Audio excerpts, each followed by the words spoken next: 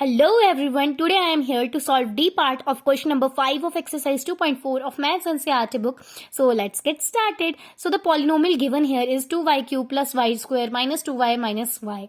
Same as जैसे हमने पहले पार्ट्स में किया है, यहाँ पे भी हम सेम करेंगे. यूजिंग ट्रायल मेथड हम क्या करेंगे, एक फैक्टर बना लेंगे अपनी मर्जी का.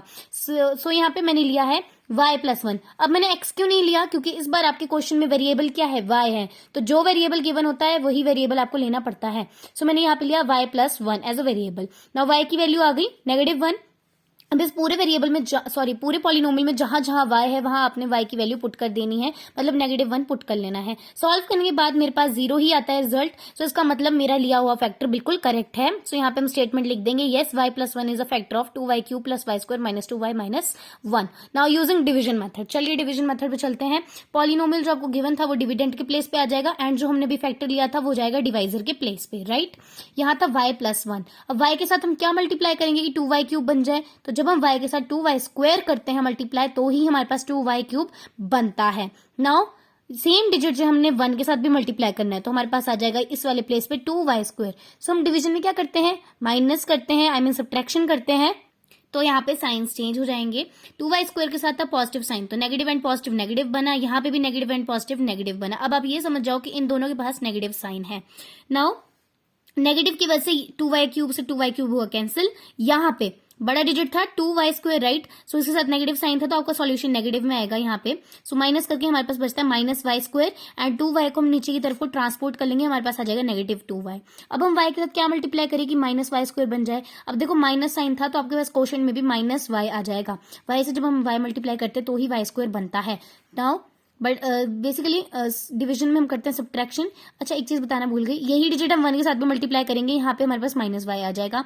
अब डिवीजन में करते हैं हम सब्ट्रैक्शन. सो सब्ट्रैक्शन की साइन की वजह से यहाँ पे साइंस चेंज हो जाएंगे, नेगेटिव नेगेटिव पॉजिटिव बन जाएगा, यहाँ पे भी नेगेटिव नेगेटिव पॉजिटिव बन जाएगा. अब आप ये समझो कि इन दोनों के पास पॉजिटिव साइन है. Now let's solve it. Positive से नेगेटिव कैंसिल आउट हो गया, राइट. यहाँ पे था -2y प्लस y. सो हमारे पास क्या बचा, अगेन -y बचा हमारे पास, क्योंकि बड़े डिजिट के साथ सब्ट्रैक्ट का साइन था.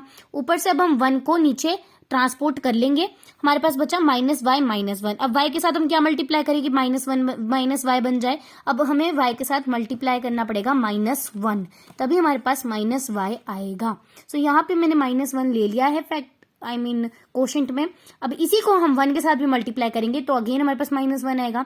सम डिवीजन में क्या करते हैं, सब्ट्रैक्शन. तो सब्ट्रैक्शन से हो जाएंगे साइन चेंज, यहाँ माइनस माइनस पॉजिटिव बन जाएगा, यहाँ पे भी माइनस माइनस पॉजिटिव बन जाएगा. मतलब अब इन दोनों के पास पॉजिटिव साइन है. पॉजिटिव जो है नेगेटिव के साथ कैंसिल आउट हो जाता है, तो इस बार भी रिमाइंडर हमारे पास 0 आया.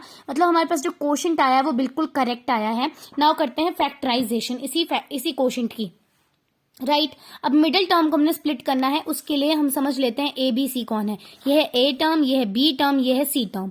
ए और सी का पहले हम प्रोडक्ट करेंगे which is equal to 2, right. अब हमने इस तरीके से स्प्लिट करना है मिडिल टर्म को कि मल्टीप्लाई करके ए और सी का प्रोडक्ट बन जाए एंड प्लस माइनस करके मिडिल टर्म बन जाए, राइट. सो मैंने यहाँ पे कैसे करे factors, 2y square minus y करा plus 2y minus 1 minus 1y plus 2y. Wait second, यहाँ गड़बड़ हो गई, उल्टा लिखना था. पॉजिटिव 1 आएगा एंड नेगेटिव 2y आएगा, क्योंकि y के साथ नेगेटिव साइन है. और कब आता है नेगेटिव साइन, जब बड़ी डिजिट के साथ नेगेटिव साइन होता है. थोड़ी सी प्रॉब्लम है यहाँ पे, पॉजिटिव एंड यहाँ पे हो जाएगा नेगेटिव, राइट. सो अब हम करते हैं कंबाइन करके फैक्टराइजेशन. इसको हम कंबाइन कर लेंगे, इधर भी हम कंबाइन कर लेंगे. सो यहाँ पे फैक्टर क्या बनेगा, इन दोनों में कॉमन क्या है, y बाहर आ गया, ब्रैकेट में क्या बचेगा 2y, अब पॉजिटिव 1 बचेगा, राइट. 2y पॉजिटिव 1, क्योंकि दोनों में पॉजिटिव है कॉमन, राइट. नेक्स्ट में इन दोनों में क्या था कॉमन, हमारे को दिख रहा है कि दोनों के पास नेगेटिव साइन है, तो नेगेटिव बाहर जाना था, राइट. सो नेगेटिव 1 है कॉमन, ब्रैकेट में बचता है 2y पॉजिटिव 1, क्योंकि हमने नेगेटिव ले लिया है कॉमन, अब अंदर पॉजिटिव आ सकता है. So this is the factorisation. अब ब्रैकेट्स में डालने की बारी. अब ये दोनों जो डिजिट्स बाहर थे वो आ जाएंगे फर्स्ट ब्रैकेट में. थोड़ी सी साइंस में प्रॉब्लम आ गई है, I am really sorry for that. यहाँ पे बच गया y minus 1 and second bracket में कौन आ जाएगा, जो यहाँ पे पहले से ब्रैकेट में प्रेजेंट थे डिजिट्स, वो आ जाएगा सेकंड ब्रैकेट में. एंड एक और ब्रैकेट बनेगा थर्ड ब्रैकेट, जो मैं यहाँ लिखना भूल गई हूँ, उसमें आएगा y प्लस 1, जो हमने स्टार्टिंग में ट्रायल मेथड में फैक्टर बनाया था. So this is the solution for the D part. For more videos please subscribe my channel. Till then bye bye.